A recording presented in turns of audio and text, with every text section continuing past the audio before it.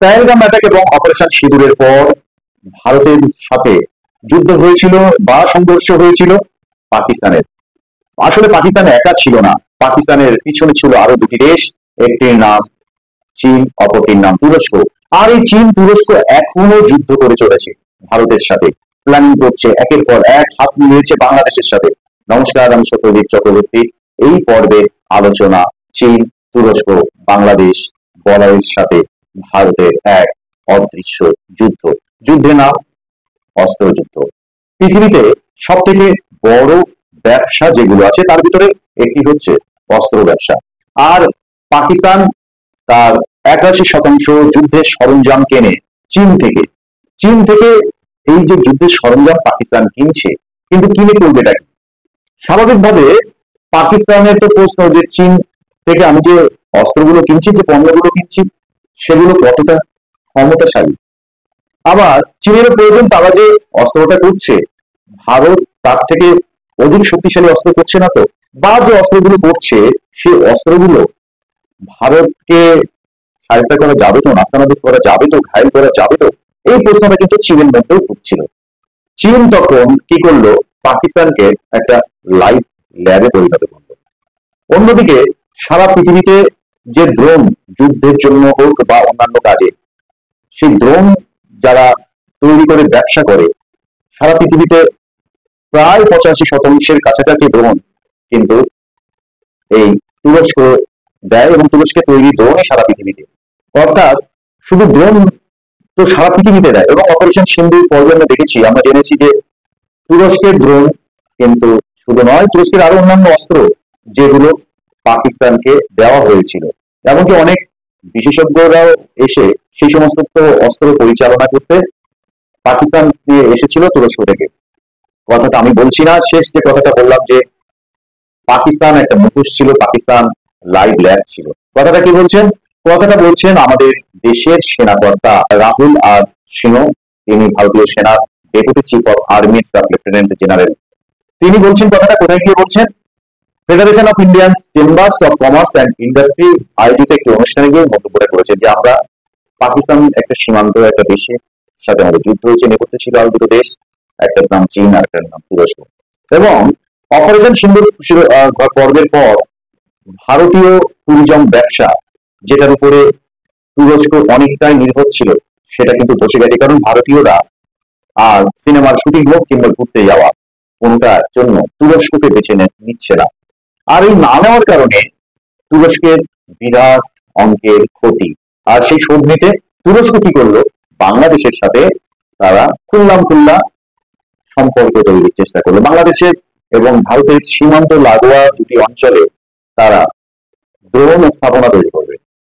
যদিও তুরস্কের ভারতের বিরুদ্ধে গোপনে শুধু যে পাকিস্তানের সাথে খেলছিল এমন নয়, পাকিস্তানকে সঙ্গে যেমন নিয়েছিল ঠিক তেমনি ভাবে শেখ হাসিনা, যার সরকার গত বছর ঠিক এরকম সময়, অর্থাৎ 5ই আগস্ট উৎখাত হয়েছিল, সেই শেখ হাসিনা তিনি কিন্তু তুরস্ককে বাংলাদেশে এন্ট্রি দিয়েছিলেন।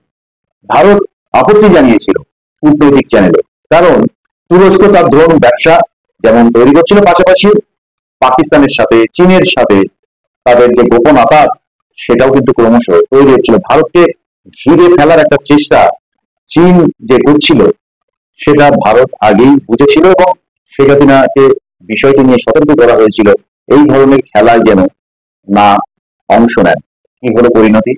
শেখ হাসিনা তো তার পরিণতি বুঝেছেন, কিন্তু থেমে নেই তুরস্ক, থেমে নেই বাংলাদেশ। বাংলাদেশের বর্তমান তত্ত্বাবধায়ক সরকার মোহাম্মদ ইউনূস, তিনিও কিন্তু শেখ হাসিনা ঠিক যে পথে হেঁটেছিলেন সেই পথে তিনিও হাঁটছেন।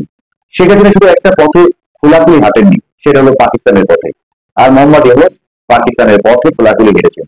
শেখ হাসিনা আমেরিকার ডিপ স্টেটে কেউ ছিলেন না, মোহাম্মদ ইউনূস আমেরিকার ডিপ স্টেটের একজন পছন্দের। পার্থক্য এটাই। চীনের সাথে বাংলাদেশের যেমন ছিল, পাকিস্তানের সাথে যেমন ছিল, তুরস্কের সাথে যেমন ছিল, আমেরিকার সাথে যেমন ছিল, সবটাই কিন্তু আগের মতোই আছে। 19 আর 20 হারার, এর বেশি কিছু না। এই পরিস্থিতিতে যখন তুরস্ক কি করলো অপারেশন সিন্দুরের পর, যে না, আমি এবার গোপনে নয়, এবার আমি প্রকাশ্যে একটু T20 ফরম্যাটে খেলবো। আগামী কয়েকদিনের মধ্যে বাংলাদেশে পৌঁছাবে তুরস্কের এক বিশেষজ্ঞ প্রতিনিধি দল। লক্ষ্য ড্রোন স্থাপনা তৈরি। এবং পাকিস্তান, বাংলাদেশ, চীন একটা জোট করবে সার্কের মতো করে, সার্কের বিকল্প একটা জোট করবে যেখানে মালদ্বীপকে সঙ্গে নেবে, শ্রীলঙ্কাকে সঙ্গে নেবে। এবং এই জোট নিয়ে ইতিমধ্যে কিন্তু তারা আলোচনা করেছে এবং আগামীতে আরো বেশি আলোচনা করবে। যখন এই ধরনের আলোচনা জিও পলিটিক্যালি হচ্ছে, তখন আরো একটি গুরুত্বপূর্ণ তথ্য আপনাদের দেব। সেটা হলো এই যে বাংলাদেশে এই মুহূর্তে পাকিস্তানের 4 সেনা কর্তা তারা ভিজিট করেছেন। কোথায় ভিজিট করেছেন? বাংলাদেশের রোহিঙ্গাদের দিয়ে যে তাদের একটা পরিকল্পনা আছে সেটা প্রকাশ্যে এসেছে। কারণ বাংলাদেশের চট্টগ্রাম সংলগ্ন যে রোহিঙ্গা ক্যাম্প আছে, সেই রোহিঙ্গা ক্যাম্পে এই সেনা কর্তারা গিয়েছিলেন। কেন গিয়েছিলেন? বাংলাদেশের যে আশ্রয় নেওয়া রোহিঙ্গা তাদের অনেকেই ভারতবর্ষের বিভিন্ন শহরে আছে, বিভিন্ন রাজ্যে আছে, পশ্চিমবঙ্গ সহ ভারতবর্ষের বিভিন্ন রাজ্যে তারা ছড়িয়ে ছিটিয়ে আছে। যাদের সাথে কথা হয় বাংলাদেশে থাকা তাদের আত্মীয় স্বজন, বাংলাদেশের রোহিঙ্গা ক্যাম্পে থাকা, রোহিঙ্গা পাড়ায় থাকা তাদের আত্মীয় স্বজনদের সাথে, এবং বহু রোহিঙ্গা তারা ছড়িয়ে ছিটিয়ে আছে। আবার অনুপ্রবেশ করানো যায় কিনা সেই পরিকল্পনা করার জন্যই পাকিস্তানের এই সামরিক দল তারা রামুতে গিয়েছিল, এমনটা উঠে আসছে বিভিন্ন গোয়েন্দা তথ্যে। তুরস্ক যাচ্ছে, পাকিস্তান যাচ্ছে এবং রোহিঙ্গাদেরও টেনে নিয়েছে। বাংলাদেশ যখন রোহিঙ্গা সমস্যা জর্জরিত, রোহিঙ্গাদের থাকতে দেওয়া হবে কি হবে না সেটা নিয়ে কিন্তু প্রশ্ন একাধিকবার উঠেছে।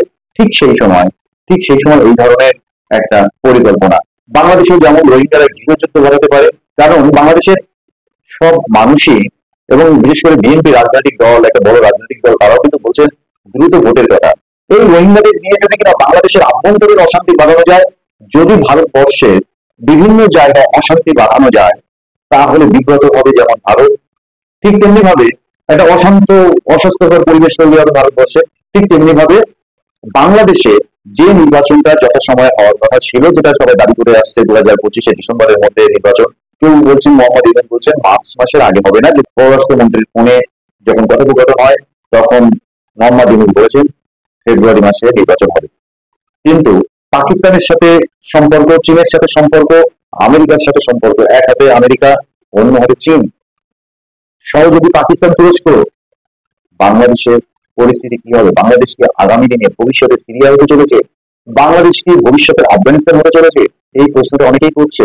এবং বাংলাদেশের সাথে 3 দিকে যেহেতু ভারতের সীমান্ত, সেক্ষেত্রে যথেষ্ট উদ্বিগ্ন আমাদের সীমান্ত সুরক্ষা নিয়ে। আমাদের সীমান্ত কিন্তু সুরক্ষিত নয়। সেই জায়গায় দাঁড়িয়ে অত্যন্ত একটা উদ্বেগের ঘটনা জিও পলিটিক্সে ঘটতে চলেছে। ভারত তার মতো করে ইতিমধ্যে তার যে সমস্ত জায়গায় অনেক বেশি ইনঅ্যাক্টিভ ছিল, সেই জায়গাগুলোতে কিন্তু অ্যাক্টিভ করা হচ্ছে। কারণ কখন কে কোন দিক দিয়ে ঢুকবে। এবং আমার এই পাকিস্তানের খেলা দেখে আরো একটা কথা মনে পড়লো। কেন বলছি? অনেকে বলছেন পাকিস্তান আসলে ডাবল গেম খেলে, পাকিস্তান আসলে একটা নিমো খারাপ। কেন বলে জানেন?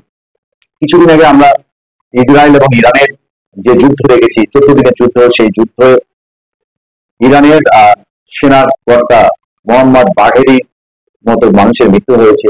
আর এই বাঘেরি শুধু একা নয়, যে শতাধিক মানুষের মৃত্যু হয়েছে, যার ভিতরে শতাধিক সেই মানুষগুলোকে বলছি সংখ্যাটা, যারা কিন্তু ইরানের পরমাণু বিজ্ঞানী, ইরানের সামরিক কর্তা থেকে শুরু করে বিভিন্ন পদের অফিসার, তাদের মৃত্যু হয়েছে। এবং এখনো পর্যন্ত ইরানের সর্বোচ্চ নেতা আয়াতুল্লাহ আলী খামেনি, তিনিও কিন্তু জনসমক্ষে আসেনি, ভিডিও বার্তা করে তিনি পোস্ট করেছেন তার লোকেদের মাধ্যমে। এবং সূত্রের খবর যে বিভিন্ন সংবাদ মাধ্যম বলছেন আলী খামেনি কিন্তু কোনো ডিভাইস আছে এরকম জায়গায় নেই। তার মানে কি ইলেকট্রনিক্স ডিভাইস ব্যবহার তিনি করছেন না, তার নিরাপত্তায় বলয়ে যারা আছেন তারাও করছেন না। ভাবুন তো কোন একটা পজিশনে করেছেন। এবং ব্রিটিশ গোয়েন্দা সংস্থা MI6 তারা তাদের এই ইসরায়েল ইরান যুদ্ধ পর্ব নিয়ে যে গোয়েন্দা তথ্য, সেই গোয়েন্দা তথ্যে পাকিস্তানের এই চরবৃত্তির রোল উল্লেখ করেছে, আর সেটা আবার লিকও হয়েছে।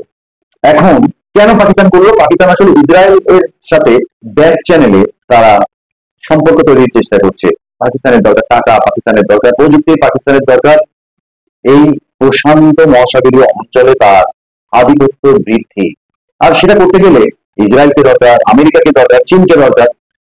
আমেরিকা আসলে কিছু তথ্য চীনকে বিক্রি, একই তথ্য ভারত বিরোধী যে তথ্য সেটা চীনকে বিক্রি করবে, আমেরিকাকে বিক্রি করবে, ইসরায়েলকে বিক্রি করবে। আবার ভারতের তথ্য চীনকে বিক্রি করবে, আবার চীনের তথ্য আমেরিকাকে বিক্রি করবে, আমেরিকার তথ্য চীনকে বিক্রি করবে। প্রমাণ তো ইরান, যে পাকিস্তান কি বলেছিল, তুরস্ক ইরান নিয়ে একটা ইসলামিক সেনা তৈরির কথা বলেছিল, মনে আছে ইরান এবং ইসরায়েল যুদ্ধের সময়? এই তো সেই পাকিস্তান। আর আসিম মুনির কি করলেন? ডোনাল্ড ট্রাম্প পাকিস্তানের কোন সেনাপ্রধানের সাথে আমেরিকার কোন রাষ্ট্রপতি বৈঠক করছেন এবং রাতে একসাথে খাওয়া দাওয়া করছেন, এরকম ঘটনা, এই প্রথা ভাঙা কাজ, ঘটনা ঘটিয়েছেন দুটো ব্যক্তি। একজনের নাম আমেরিকার বর্তমান প্রেসিডেন্ট ডোনাল্ড ট্রাম্প, আর একজন হলেন পাকিস্তানের বর্তমান সেনাপ্রধান আসিম মুনির। ভাবুন তো, G7 বৈঠক হচ্ছে কানাডায়, সেখান থেকে চলে গেলেন ডোনাল্ড ট্রাম্প, গিয়ে আসিম মুনিরকে ডেকে নিলেন। কি ছিল সেদিনের সেই বৈঠকে? অনেকেই বলছেন ভারত নাকি ব্যাগ ফুটে গেছে, চিন্তা, ভারত সে গেল গেল রব উঠেছে। আসলে তা নয়, গেল গেল রব নয়, অতীতেও কিন্তু পাকিস্তান এই ধরনের ঘটনা ঘটিয়েছে, আমেরিকা ঘটিয়েছে। ইতিপূর্বে আমরা যদি দেখি, আহ সেনাপ্রধান না গেলেও, যদিও পাকিস্তানের সেনাকর্তা গোয়েন্দা কর্তারা রাজনৈতিক নেতাদের থেকে অনেক বেশি আপ্যায়িত হন আমেরিকার কাছে। এবং আহ আমরা যদি একটু ইতিহাসের দিকে তাকাই, এই ঘটনা কিন্তু ঘটেছে। কি ঘটেছে? আমেরিকার প্রেসিডেন্ট তিনি বিমান পাঠিয়েছেন লন্ডনে, তাকে উড়িয়ে নিয়ে যাওয়ার জন্য, পাকিস্তানের প্রধানমন্ত্রীকে উড়িয়ে নিয়ে যাওয়ার জন্য বৈঠক করেছিল, এরকম ঘটনাও ঘটেছে। অথচ অথচ ওই সময় ভারতীয় প্রধানমন্ত্রীকে কিন্তু গুরুত্ব দেননি সেভাবে। এরকম ঘটনা ঘটেছে জওহরলাল নেহরু যখন প্রধানমন্ত্রী। তো এই যে ঘটনাগুলো ঘটেছে, এবং আমরা যদি পরবর্তীতে দেখি, যখন 1971 সালে ইন্দিরা গান্ধী যখন বাংলাদেশ জন্মের জন্য, বাংলাদেশ সৃষ্টির জন্য বাংলাদেশকে সাহায্য সহযোগিতা করছে, তখন আমেরিকা কিন্তু তার রণতরী পাঠিয়েছিল, যেটা ইউএসএসআর আবার সেই রণতরী আটকে দেয়। আর আমেরিকা সেই রণতরী আবার ফেরত যায় বাংলাদেশকে। পাকিস্তানকে সাহায্য সহযোগিতা করতে পারেনি, বাংলাদেশের জন্ম আটকাতে পারেনি। এই যে ব্যর্থতা আমেরিকার আছে, এটা নতুন কিছু নয়। ফলে যারা বলছেন যে আমেরিকার সাথে নরেন্দ্র মোদীর এই একটু বেশি সখ্যতা, লাভ কি হলো? সম্পর্ক তৈরির চেষ্টা নরেন্দ্র মোদী করেছিলেন, পাকিস্তান সেই চেষ্টায় কি করলো? পাকিস্তান সেই চেষ্টায় ধুলো, বালি, জল সব ঢেলে দিল, এবং আমেরিকা একই কাজ করলো। তাহলে আমেরিকা এবং পাকিস্তান যদি এরকমটা করে, ভারত তার কূটনৈতিক চ্যানেলে চেষ্টা করেছে, পাকিস্তান বারংবার বলছে একদিকে তারা আলোচনা করবে, তারা শান্তি চায়। পাকিস্তানকে আজকে জাতিসংঘের পদ দেওয়া থেকে শুরু করে ঋণ দেওয়া কেন দিচ্ছে? কারণ ভারতের বিরুদ্ধে, চীনের বিরুদ্ধে এই অঞ্চলে আমেরিকার একমাত্র শক্তি ঘাঁটি পাকিস্তান। সে পাকিস্তান যতই চীনের সাথে ঘর করুক না কেন, আমেরিকার এই পাকিস্তান ছাড়া আর বিকল্প কোনো মাটি নেই, কোনো দেশ নেই। আর পাকিস্তান সেই সুযোগটাকে কাজে লাগিয়ে এভাবেই তারা খেলছে। এখন ভারতের চারপাশে যেভাবে একটা বলয় তৈরি হচ্ছে, চীন তৈরি করছে পাকিস্তান এবং বাংলাদেশকে নিয়ে, আবার তুরস্ক সেখানে যোগ দিয়েছে, অন্যদিকে আবার আমেরিকা পাকিস্তানকে অক্সিজেন দিচ্ছে। এবার এই চীন আর আমেরিকার জোড়া অক্সিজেনে পাকিস্তান কি করছে? তুরস্ক এবং চীনকে নিয়ে, আমেরিকাকে নিয়ে বাংলাদেশে নতুন খেলা শুরু করেছে। আমেরিকা আবার কি করছে? বাংলাদেশে একটা ঘাঁটি গেছে, যেখানে মার্কিন সেনাবাহিনী বলছে এরপরে কিছুদিনের পরে আবার জাতিসংঘ আসবে, সেখানে কার্যালয় খুলবে শান্তির জন্য। কি হবে, কি হতে চলেছে আগামী দিনে? ভারত এই প্রথম তার আরেকটি ঐক্য শক্তি দেখিয়েছে সারা পৃথিবীকে। সেটা কি? বিরোধী দলের সাংসদরা তারা পাকিস্তানের মুখোশ খুলে দিয়েছে, যেমন পাশাপাশি অপারেশন সিন্দুরের কার্যকারিতা, এবং ভবিষ্যতে যদি পাকিস্তান একই কাজ করে তাহলে ছাড় দেওয়া হবে না পাকিস্তানকে। তবে ব্যতিক্রমও আছে। ব্যতিক্রম কে কে আছে? আমাদের ওই মহান যারা ভাবেন একটি ইজমকে, কমিউনিজমকে যারা মহান ভাবেন, আর সেই কমিউনিজম চাষ যিনি করেন, কমিউনিজমের এক চাষি নাম হচ্ছে মোহাম্মদ সেলিম, গান্ধীবাদের এক চাষি নাম হচ্ছে রাহুল গান্ধী। তো এদের মন্তব্যগুলো, এদের যে ধরনের আচরণ, রাজনৈতিক আচরণ, সেটা অবশ্য বাকি বিরোধীদের সাথে এক নয়। মোহাম্মদ সেলিম কি বলেছিল, এতক্ষণ পাকিস্তানের যে ভাবে তথ্য তুলে ধরলাম, পাকিস্তানের যে ভূমিকা যা বললাম, এরপরে কি মনে হয় এই পাকিস্তানের সাথে বসে আলোচনা করে, এমন বামপন্থীদের মধ্যে পড়ে, কংগ্রেসের কিছু নেতা আছে তাদের মধ্যে এই জিনিসটা তাদের মধ্যেই পড়ে, তাদের নীতির মধ্যে পড়ে, ওরা হয়তো ভাবে এটার নাম গান্ধীবাদ। এই গান্ধীবাদের জন্যই তো আজকে পাকিস্তান বাংলাদেশ এই অবস্থা, এত উত্তেজনা। এই মাকড়সার জালের মতো যেভাবে আস্তে পিষ্টে সেই জায়গা থেকে মুক্তি পরিত্রাণ করে 2029 লোকসভা নির্বাচনের আগে অঘটন অনেক কিছু করতে পারে, ঘটনা অনেক কিছু করতে পারে। এমনও হতে পারে পাকিস্তানের যে দখলে থাকা আমাদের কাশ্মীরের অংশ, অন্যদিকে আরো একটি দেশ ভারতের সঙ্গে 2029 লোকসভা নির্বাচনের আগে জুড়ে গেল, আমরা পেয়ে গেলাম। সিকিমের মতো সেই দেশটিও আমাদের অঙ্গরাজ্য হয়ে যেতে পারে। পরের পর্বে সেই আলোচনা থাকবে, সেই বিশ্লেষণ থাকবে।